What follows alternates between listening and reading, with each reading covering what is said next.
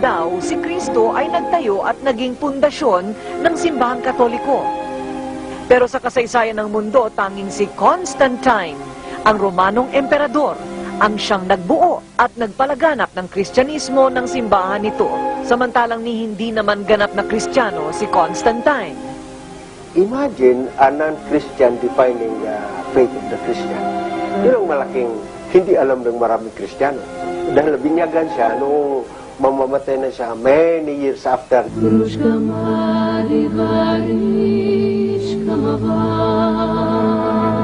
Ang apat na Gospels ni Mateo, Marcos, Lucas at Juan ay hindi lamang ang mga librong naglalaman ng buhay ni Kristo sa mundong ibabaw.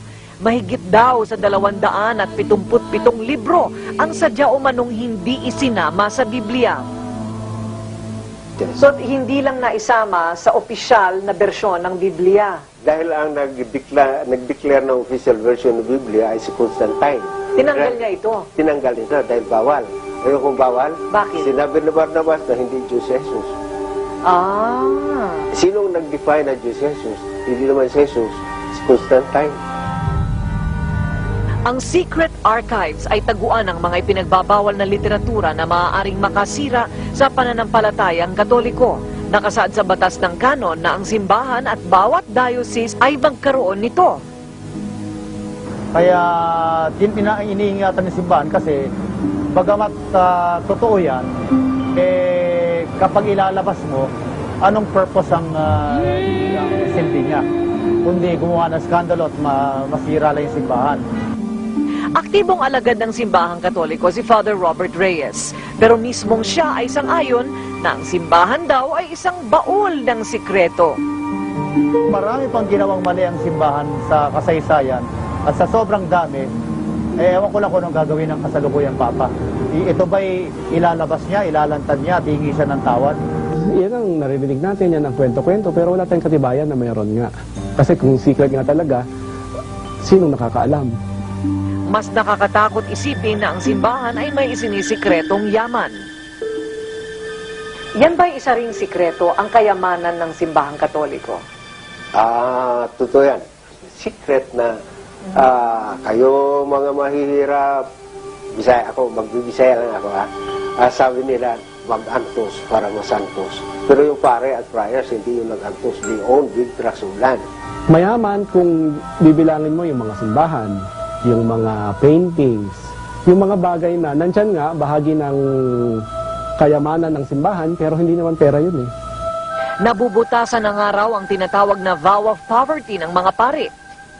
Ino-audit kami regularly ng diocese.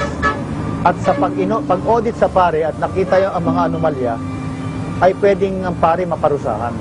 Ang hamon sa simbahan ngayon kasi lalo ngayon napakahirap ng bansa natin. Ang dami-daming mahirap. Nasaan na yung pare na bumababad sa mahihirap na talaga, walang makain, walang hanap buhay.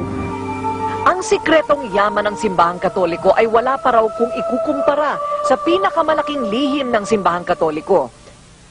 Ang tunay daw na pagkatao ni Hesukristo. Sino nga ba daw si Jesus? Siya nga ba ay tao lamang na romantikong nagmahal kay Maria Magdalena?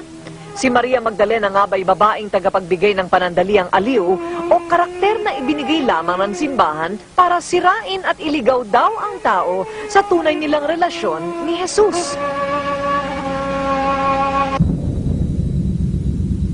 Ang fiction o katang-isip na The Da Vinci Code ni Dan Brown ay isa lamang sa maraming libro na kung hindi man diretsang tumuligsa, nagmumungkahi naman ng mga teorya at posibilidad sa tunay na buhay daw ni Jesus.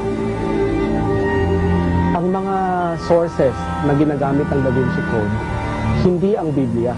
Parang collection lang ng maraming mga kasabihan na ito raw ang sabi ni Kristo, ganito raw ang nangyari. Hindi siya buo. Ang inilabas ng librong ito ay pawang mga pira-pirasong teorya lamang na pinagtahi-tahi, walang direktang basihan na inilalabas. Si Maria Magdalena, si Kristo ay partners. Kasama sila. Si Maria Magdalena active sa ministry ng evangelization. No? Maraming maaring gumawa ng teorya, ng kwento kung ano nangyari, pero ang punot dulo nun, puro teorya lang. Wala tayong katibayan. Malalim pa daw ang baul ng lihim kung tunay na mukha ng simbahang katoliko ang uungkatin. Pero kung may pagtataguman, ito'y para proteksyonan lamang ang integridad ng simbahan. Kaya ayaw ng simbahan na mabawasan yung integridad ni Kristo bilang anak ng Diyos sa pagtanggap ng mga teorya na si Kristo at si Maria Magdalena ay may ugnayan na pisikal at sexual. At aaminin ko na kahit sa loob ng simbahan, merong kasalanan. No? Hindi porke madre ka o pari ka, wala kang kasalanan, wala kang kahinaan. Ang tanong, dapat lamang ba ng simbahan ay may sikreto? O dapat ay hubad at bukas sa bawat mananampalataya, anuman ang kulay ng katotohanan? Kailangan po bang magkaroon ng secret ang simbahan?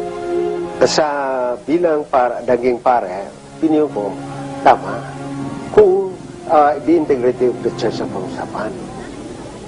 Ng simbahan dahil may moralidad ay hindi papayagan na matabunan ang katotohanan ng mga kasinungalingan.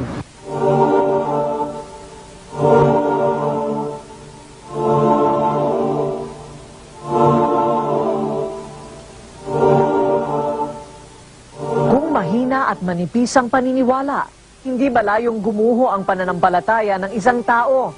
Ngunit ang paniniwala sa puso ay hindi maiiwasan ang nilalaman ng isip. Ang pagbabalansing yan ay ayon na lamang siguro sa bawat